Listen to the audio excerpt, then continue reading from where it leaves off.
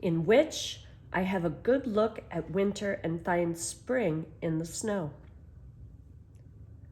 With Christmas over, the winter became serious. The snows deepened, the wind blew, the temperatures dropped until the air snapped and talked. Never had humanity seemed so far away as it did in those cold, still months of January, February, and March. I wandered the snowy crags, listening to the language of the birds by day and to the noises of the weather by night. The wind howled, the snow avalanched, and the air creaked. I slept, ate, played my reed whistle, and talked to Frightful. To be relaxed, warm, and part of the winter wilderness is an unforgettable experience. I was in excellent condition. Not a cold, not a sniffle, not a moment of fatigue. I enjoyed the feeling that I could eat, sleep, and be warm and outwit the storms that blasted the mountains and the sub-zero temperatures that numbed them. It snowed on. I plowed through drifts and stamped paths until eventually it occurred to me that I had all the materials to make snowshoes for easier traveling. Here are the snowshoe notes. I made slats out of ash saplings, whittling them thin enough to bow.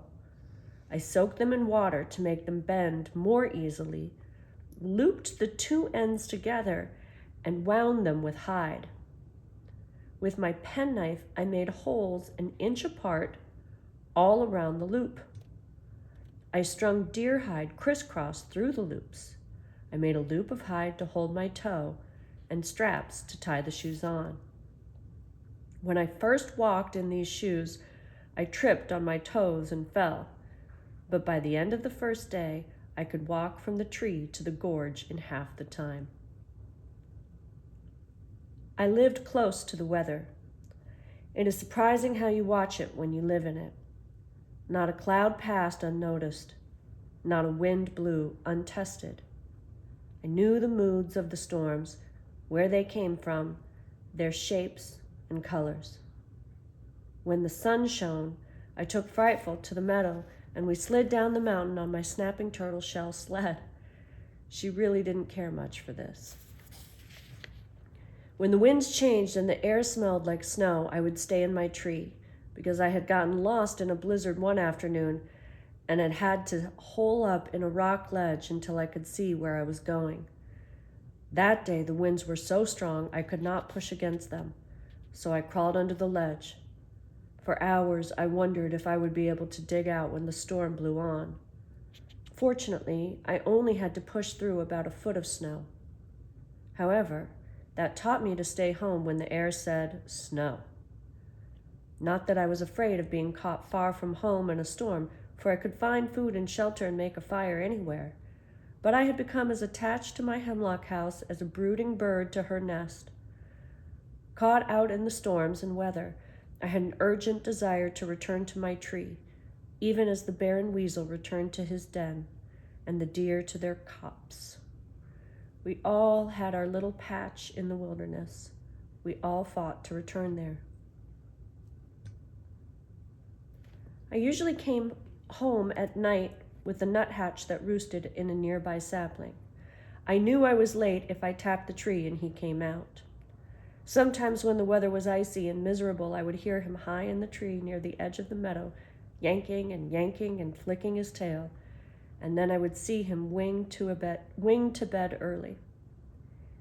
I considered him a pretty good barometer, and if he went to his tree early, I went to mine early too. When you don't have a newspaper or radio to give you weather bulletins, watch the birds and animals. They can tell when a storm is coming.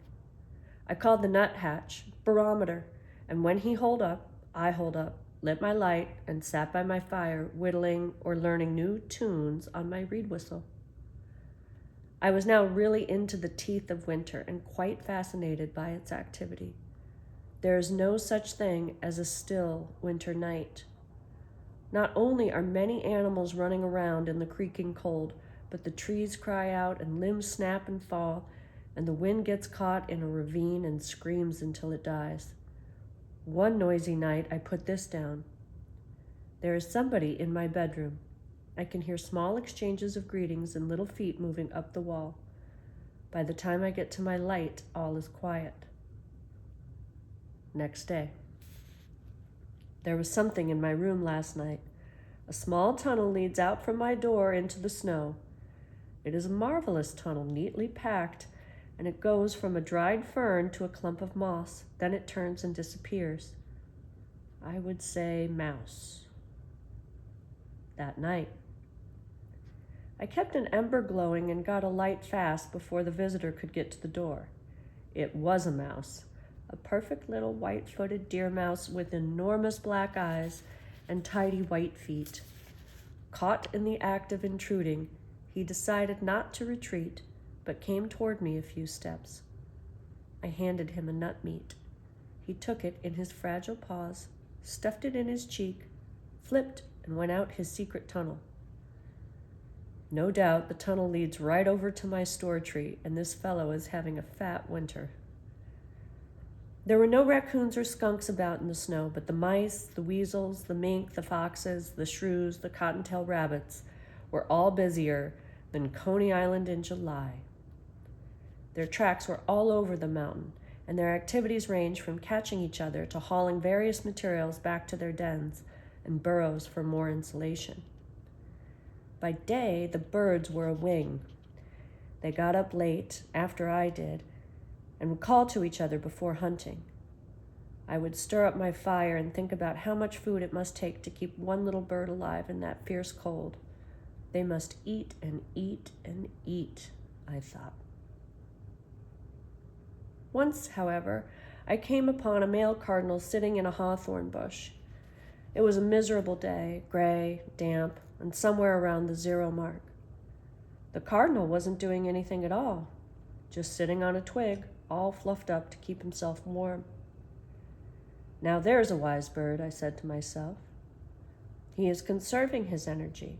None of this flying around and looking for food and wasting effort. As I watched him, he shifted his feet twice, standing on one and pulling the other up into his warm feathers. I had often wondered why birds' feet didn't freeze, and there was my answer. He even sat down on both of them and let his warm feathers cover them like socks. January 8. I took Frightful out today. We went over to the meadow to catch a rabbit for her. As we passed, that's our cat Bear. She may be in the shop. Little black cat. Very nice little black cat. January 8th. I took Frightful out today. We went over to the meadow to catch a rabbit for her. As we passed one of the hemlocks near the edge of the grove, she pulled her feathers to her body and looked alarmed. I tried to find out what had frightened her, but saw nothing. On the way back, we passed the same tree, and I noticed an owl pellet cast in the snow. I looked up. There were lots of limbs and darkness, but I could not see the owl. I walked around the tree. Frightful stared at one spot until I thought her head would swivel off.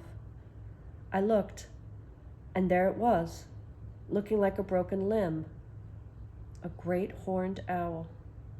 I must say I was excited to have such a neighbor. I hit the tree with a stick, and he flew off. Those great wings, they must have been 5 feet across, beat the wind, but there was no sound. The owl steered down the mountain through the tree limbs, and somewhere not far away he vanished in the needles and limbs. It is really very special to have a horned owl. I guess I feel this way because he is such a wilderness bird. He needs lots of forest and big trees, and so his presence means that the Gribbly farm is a beautiful place indeed. One week, the weather gave a little to the sun, and snow melted, and limbs dumped their loads and popped up into the air. I thought I'd try to make an igloo. I was cutting big blocks of snow and putting them in a circle. Frightful was dozing with her face in the sun, and the tree sparrows were raiding the hemlock cones. I worked and hummed and did not notice the gray sheet of cloud that was sneaking up the mountain from the northwest. It covered the sun suddenly. I realized the air was damp enough to wring.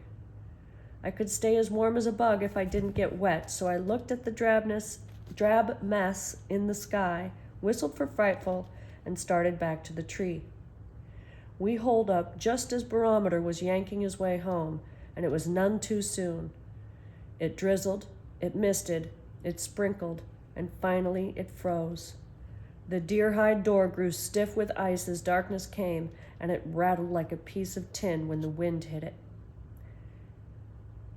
I made a fire. The tree room warmed, and I puttered around with a concoction I call possum sop. A meal of frozen possum stewed with lichen, snakeweed, and lousewort. It's a different sort of dish. Of course, what I really like about it are the names of all the plants with the name possum. I fooled for an hour or so brewing this dish, adding this and that, when I heard the mouse in his tunnel. I realized he was making an awful fuss and decided it was because he was trying to gnaw through ice to get in. I decided to help him. Frightful was on her post, and I wanted to see the mouse's face when he found he was in a den with a falcon. I pushed the deerskin door. It wouldn't budge. I kicked it. It gave a little, cracking like china, and I realized that I was going to be iced in if I didn't keep that door open. I finally got it open. There must have been 1.5 inches of ice on it. The mouse, needless to say, was gone. I ate my supper and reminded myself to awaken and open the door off and on during the night. I put more wood on the fire as it was damp in spite of the flames, and went to bed in my underwear and suit. I woke twice and kicked open the door. Then I fell into a sound sleep that lasted hours beyond my usual rising time. I overslept, I discovered, because I was in a block of ice, and none of the morning sounds of the forest penetrated my glass house to awaken me. The first thing I did was try to open the door. I chipped and kicked and managed to get my head out to see what had happened. I was sealed in. Now, I have seen ice storms, and I know they can be shiny and glassy and treacherous, but this was something else. There were sheets of ice binding the aspens to the earth and cementing the tops of the hemlocks in arches. It was inches thick. Frightful winged out the door and flew to a limb where she tried to perch. She slipped, dropped to the ground, and skidded on her wings and undercoverts to a low spot where she finally stopped. She tried to get to her feet, slipped, lost her balance, and spread her wings. She finally flapped into the air and hovered there until she could locate a decent perch. She found one close against the bole of a hemlock. It was ice-free. I laughed at her, then I came out and took a step. I landed with an explosion on my seat. The jolt splintered the ice and sent glass-covered limbs clattering to earth like a shop full of shattering crystal. As I sat there, and I didn't dare to move because I might get hurt, I heard an enormous explosion. It was followed by splintering and clattering and smashing. A maple at the edge of the meadow had literally blown up. I feared now for my trees. The ice was too heavy to bear. While down, I chipped the deer flap clean and sort of swam back into my tree, listening to trees exploding all over the mountain. It was a fearful and dreadful sound. I lit a fire, ate smoked fish and dried apples, and went out again. I must say I toyed with the idea of making ice skates. However, I saw the iron wagon axle iced against a tree and crawled to it. I de-iced it with the butt of my axe and used it for a cane. I would stab it into the ground and inch along. I fell a couple of times, but not as hard as the first time. Frightful saw me start off through the woods, for I had to see this winter display, and she winged to my shoulder, glad for a good perch. At the meadow, I looked hopefully for the sun, but it didn't have a chance. The sky was as thick as Indiana bean soup. Out in the open, I watched one tree after another splinter and break under the ice, and the glass sparks that shot into the air and the thunder that the ice made as it shattered were something to remember. At noon, not a drip had fallen. The ice was as tight as it had been at dawn. I heard no nuthatches. The chickadees called once, but were silent again. There was an explosion near my spring. A hemlock had gone. Frightful and I crept back to the tree. I decided that if my house was going to shatter, I would just as soon be in it. Inside, I threw sticks to Frightful, and she caught them in her talons. This is a game we play when we are tense and bored. Night came, and the ice still lay in sheets. We slept to the occasional boom of breaking trees, although the explosions were not as frequent. Apparently, the most rotted and oldest trees had collapsed first. The rest were more resilient, and unless a wind came up, I figured the damage was over. At midnight, a wind came up. It awakened me, for the screech of the ice limbs rubbing each other and the snapping of the ice were like the sounds from a madhouse. I listened, decided there was nothing I could do, buried my head under the deer hide, and went back to sleep. Around 6 or 7, I heard Barometer, the nuthatch.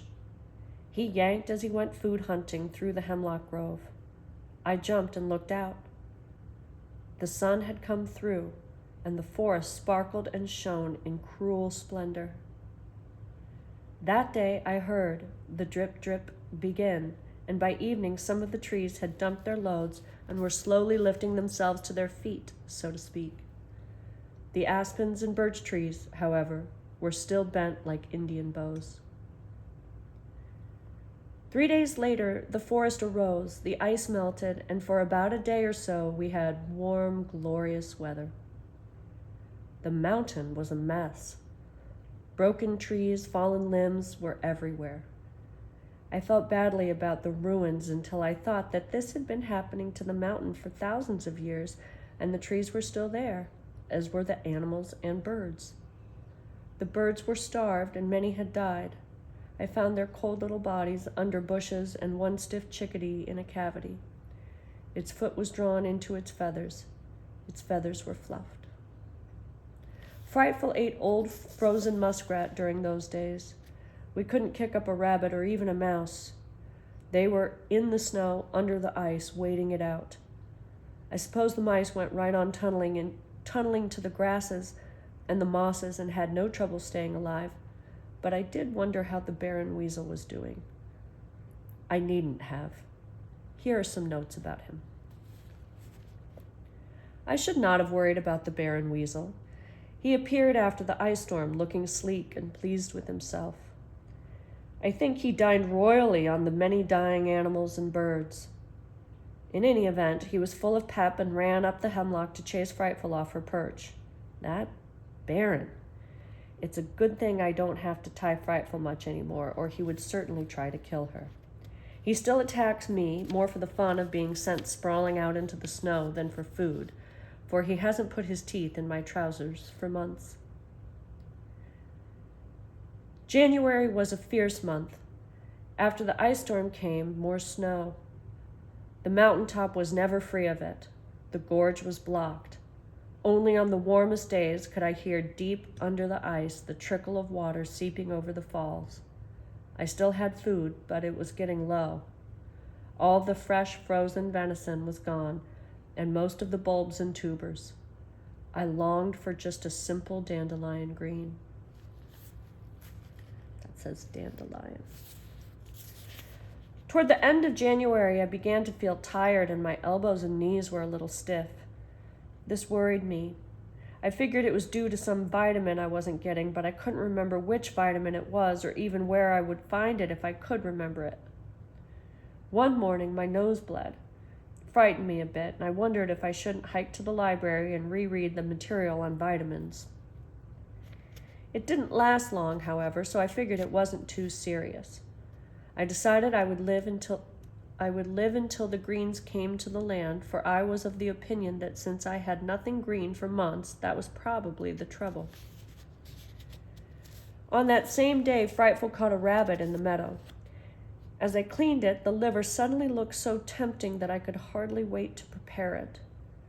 For the next week, I craved liver and ate all I could get. The tiredness ended, the bones stopped aching, and I had no more nosebleeds. Hunger is a funny thing. It has a kind of intelligence all its own. I ate liver almost every day until the first plants emerged, and I never had any more trouble. I have looked up vitamins since. I am not surprised to find that liver is rich in vitamin C. So are citrus fruits and green vegetables, the foods I lacked. Wild plants like sorrel and dock are rich in this vitamin. Even if I had known this at the time, it would have done me no good, for they were but roots in the earth. As it turned out, liver was the only available source of vitamin C, and on liver I stuffed without knowing why. So much for my health. I wonder now why I didn't have more trouble than I did, except that my mother worked in a children's hospital during the war, helping to prepare food, and she was conscious of what made up a balanced meal. We heard a lot about it as kids, so I was not unaware that my winter diet was off balance. After that experience, I noticed things in the forest that I hadn't paid any attention to before. A squirrel had stripped the bark off a sapling at the foot of the meadow, leaving it gleaming white. I pondered when I saw it, wondering if he had lacked a vitamin or two and had sought them in the bark. I must admit I tried a little of the bark myself, but decided that even if it was loaded with vitamins, I preferred liver. I also noticed that the birds would sit in the sun when it favored our mountain with its light, and I, being awfully vitamin-minded at the time, wondered if they were gathering vitamin D. To be on the safe side in view of this, I sat in the sun too when it was out. So did Frightful. My notes piled up during these months, and my journal of birch bark became a storage problem. I finally took it out of my tree and cached it under a rock ledge nearby. The mice made nests in it, but it held up even when it got wet. That's one thing about using the products of the forest. They are usually weatherproof. This is important when the weather is as near to you as your skin and as much a part of your life as eating. I was writing more about the animals now and less about myself, which proves I was feeling pretty safe. Here is an interesting entry. February 6. The deer have pressed in all around me. They are hungry. Apparently, they stamp out yards in the valleys where they feed during the dawn and dusk, but many of them climb back to the hemlock grove to hide and sleep for the day. They manage the deep snows so effortlessly on those slender hooves. If I were to know that 1,000,000 years from today, my children's children were to live as I am living in these mountains, I should marry me a wife with slender feet and begin immediately to breed a race with hooves, that the Catskill children of the future might run through the snows and meadows and marshes as easily as the deer. I got to worrying about the deer, and for many days I climbed trees and cut down tender limbs for them.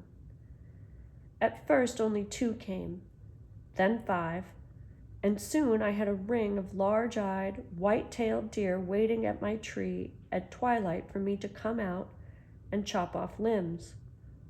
I was astonished to see this herd grow and wondered what signals they used to inform each other of my services. Did they smell fatter, look more contented? Somehow they were able to tell their friends that there was a free lunch on my side of the mountain, and more arrived. One evening there were so many deer that I decided to chop limbs on the other side of the meadow. They were cutting up the snow and tearing up the ground around my tree with their pawing. 3 nights later, they all disappeared. Not one deer came for limbs. I looked down the valley and in the dim light could see the open earth on the land below. The deer could forage again. Spring was coming to the land. My heart beat faster. I think I was trembling. The valley also blurred. The only thing that can do that is tears, so I guess I was crying. That night, the great horned owls boomed out across the land. My notes read, February 10. I think the great horned owls have eggs. The mountain is white, the wind blows, the snow is hard-packed, but spring is beginning in their hollow maple. I will climb it tomorrow. February 12th. Yes, yes, yes, yes. It is spring in the maple. 2 great horned owl eggs lie in the cold snow-rimmed cavity in the broken top of the tree. They were warm to my touch. Eggs in the snow. Now isn't that wonderful? I didn't stay long, for it is bitter weather and I wanted the female to return immediately. I climbed down, and as I ran off toward my tree, I saw her drift on those muffled wings of the owl through the limbs and branches as she went back to her work. I crawled through the tunnel of ice that leads to my tree now, the wind beating at my back. I spent the evening whittling and thinking about the owl high in the forest with the first new life of the spring. And so with the disappearance of the deer, the hoot of the owl, the cold land began to create new life. Spring is terribly exciting when you are living right in it. I was hungry for green vegetables, and that night as I went off to sleep, I thought of the pokeweeds, the dandelions, the spring beauties that would soon be pressing up from the earth. More about the spring in the winter and the beginning of my story's end. The owl had broken the spell of winter. From that time on, things began to happen that you'd have to see to believe. Insects appeared while the snow was on the ground. Birds built nests, raccoons mated, foxes called to each other, seeking again their lifelong mates. At the end of February, the sap began to run in the maple trees. I tapped some trees and boiled the sap to syrup. It takes an awful lot of sap to make 1 cup of syrup. I discovered 32 cups to be exact. All this, and I was still in my winter fur-lined underwear. 1 or 2 birds returned. The ferns by the protected spring unrolled very slowly, but they did. Then the activity gathered momentum, and before I was aware of the change, there were the skunk cabbages poking their funny blooms above the snow in the marsh. I picked some and cooked them, but they aren't any good. A skunk cabbage is a skunk cabbage. From my meadow, I could see the valleys turning green. My mountain was still snow-capped, so I walked into the valleys almost every day to scout them for edible plants. Frightful rode down with me on my shoulder. She knew even better than I that the season had changed, and she watched the sky like radar. No life traveled that sky world unnoticed by Frightful. I thought she wanted to be free and seek a mate, but I could not let her. I still depended upon her talents and company. Furthermore, she was different, and if I did let her go, she probably would have been killed by another female. For Frightful had no territory other than the hemlock patch, and her hunting instincts had been trained for man. She was a captive, not a wild bird, and that is almost another kind of bird. And that says marsh marigold.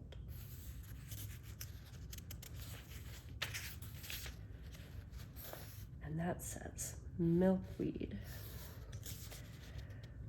One day I was in the valley digging tubers and collecting the tiny new dandelion shoots when Frightful saw another duck hawk and flew from my shoulder like a bolt, pulling the leash from my hand as she went.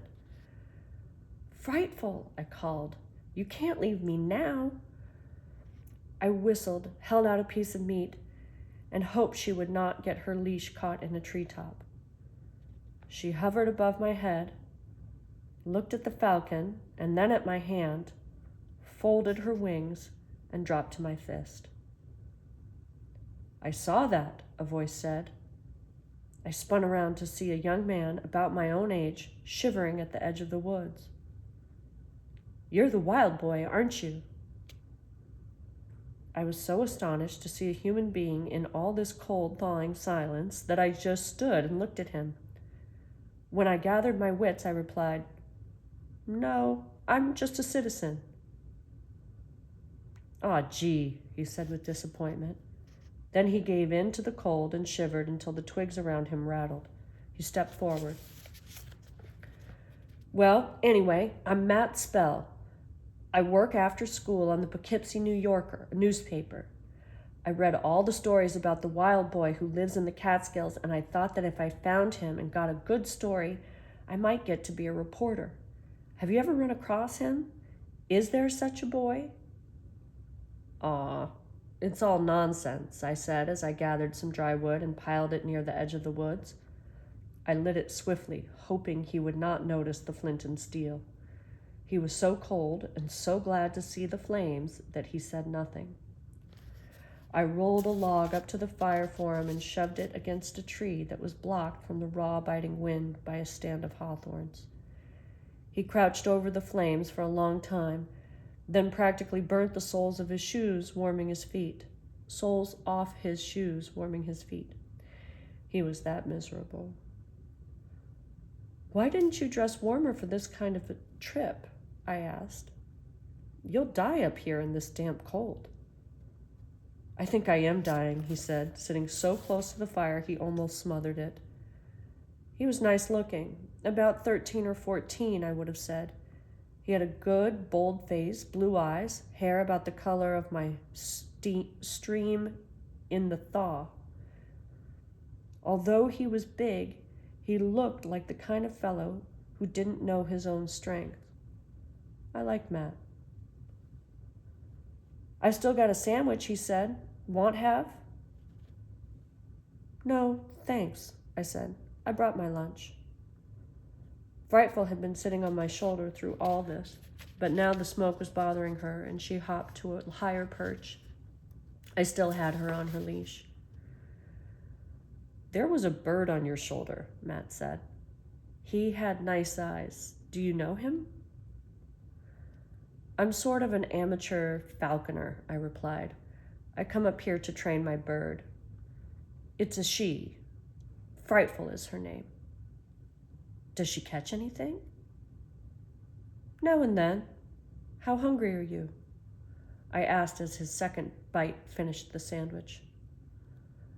"I'm starved, but don't share your lunch. I have some money. Just tell me which road takes you toward Delhi." I stood up and whistled to Frightful. She flew down. I undid her leash from her jesses. I stroked her head for a moment, then threw her into the air and walked out into the field, kicking the brush as I went. I had noticed a lot of rabbit tracks earlier and followed them over the muddy earth as best I could. I kicked up a rabbit, and with a twist, Frightful dropped out of the sky and took it. Roast rabbit is marvelous under any conditions, but when you're cold and hungry, it is superb. Matt enjoyed every bite. I worked on a small portion to be sociable, for I was not especially hungry. I dared not offer him the walnuts in my pocket, for too much had been written about that boy living off nuts. "My whole circulatory system thanks you," Matt said. He meant it, for his hands and feet were now warm, and the blue color had left his lips and was replaced by a good warm red. "By the way, what's your name?" "Sam. Sam Gribley," I said. "Sam, if I could borrow a coat from you, I think I could make it to the bus station without freezing to death. I sure didn't think it would be so much colder in the mountains. I could mail it back to you. Well, I hesitated. My house is pretty far from here. I live on the Gribley farm and just come down here now and then to hunt with the falcon. But maybe we could find an old horse blanket or something in one of the deserted barns around here. Oh, never mind, Sam. I'll run to keep warm. Have you any ideas about this wild boy? Seen anyone that you think the stories might be referring to? Let's start toward the road, I said as I stamped out the fire. I wound him through the forest until I was dizzy and he was lost, then headed for the road. At the edge of the woods, I said, Matt, I have seen that boy. Matt's spell stopped. Gee, Sam, tell me about him. I could hear paper rattle and saw that Matt's cold hands were not too stiff to write in his notebook. We walked down the road a bit, and then I said, well, he ran away from home one day and never went back. Where does he live? What does he wear? We sat down on a stone along the edge of the road. It was behind a pine tree and out of the ripping wind. He lives west of here in a cave. He wears a bearskin coat, has long hair, all matted and full of burrs, and according to him, he fishes for a living. You've talked to him? He asked brightly. Oh, yes, I talked to him. Oh, this is great, he wrote furiously. What color are his eyes? I think they're bluish gray with a little brown in them. His hair? Darkish. I couldn't really tell under all those coontails. Coontails? Do you suppose he killed them himself?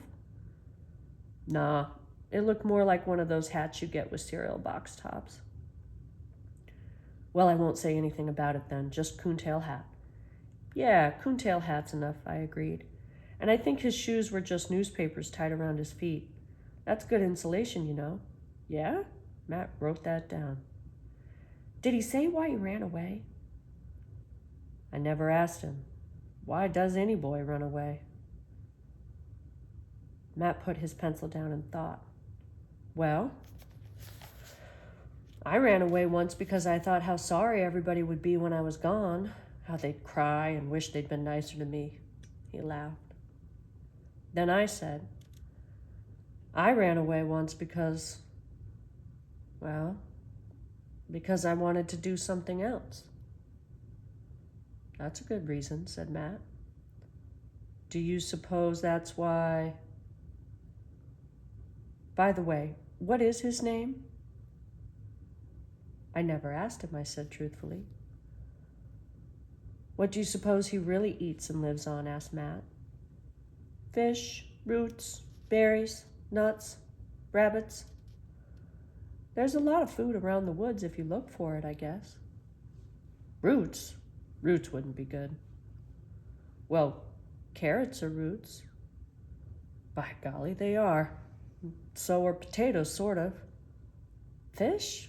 Pondered Matt. I suppose there are lots of fish around here. No, the streams are full of them. You've really seen him, huh? He really is in these mountains. Sure, I've seen him, I said. Finally, I stood up. I gotta get home. I go the other way. You just follow this road to town, and I think you can get a bus from there. Now wait, he said. Let me read it back to you to check the details. Sure. Matt stood up, blew on his hands, and read. The wild boy of the Catskills does exist. He has dark brown hair, black eyes, and wears a handsome deerskin suit that he apparently made himself. He is ruddy and in excellent health, and is able to build a fire with flint and steel as fast as a man can light a match. His actual dwelling is a secret, but his means of support is a beautiful falcon. The falcon flies off the boy's fist and kills rabbits and pheasants when the boy needs food. He only takes what he needs. The boy's name is not known, but he ran away from home and never went back. No, Matt, no, I begged. I was about to wrestle it out with him when he said furtively, I'll make a deal with you. Let me spend my spring vacation with you, and I won't print a word of it. I'll write only what you told me. I looked at him and decided that it might be nice to have him. I said, I'll meet you outside town any day you say, providing you let me blindfold you and lead you to my home, and providing you promise not to have a lot of photographers hiding in the woods. Do you know what would happen if you told on me? Sure. The newsreels would roll up, the TV cameras would arrive, reporters would hang out in the trees, and you'd be famous. Yes, and back in New York City. I'll write what you said, and not even your mother will recognize you. Make it some other town, and it's a deal, I said. You might say I'm working for civil defense, doing research by learning to live off the land.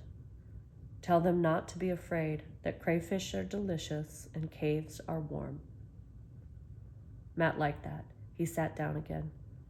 Tell me some of the plants and animals you eat so that they will know what to do. We can make this informative. I sat down and listed some of the better wild plants and the more easily obtainable mammals and fish. I gave him a few good recipes and told him that I didn't recommend anyone trying to live off the land unless they liked oysters and spinach. Matt liked that. He wrote and wrote. Finally, he said, my hands are cold. I'd better go, but I'll see you on April 12th at 3:30 outside of town, okay? And just to prove that I'm a man of my word, I'll bring you a copy of what I write. Well, you better not give me away. I have a scout in civilization who follows all these stories. We shook hands and he departed at a brisk pace. I returned to my patch on the mountain, talking to myself all the way. I talk to myself a lot, but everybody does. I talk to myself a lot, but everyone does. The human being, even in the midst of people, spends 9/10 of his time alone with the private voices of his own head. Living alone on a mountain is not much different, except that your speaking voice gets rusty. I talked inside my head all the way home, thinking up schemes, holding conversations with Bando and Dad and Matt Spell. I worded the article for Matt after discussing it with Bando and made it sound very convincing without giving myself up. I kind of wanted to write it down and send it to Matt, but I didn't.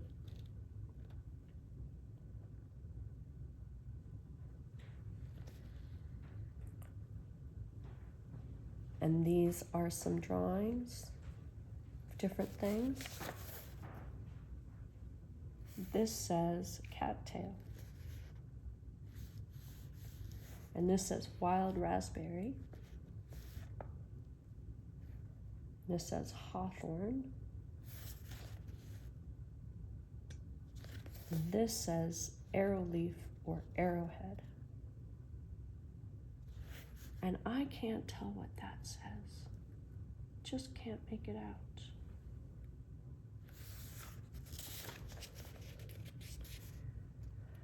I entered my tree, tied frightful to the bedpost, and there was Jesse Coon James. It had been months since I'd seen him.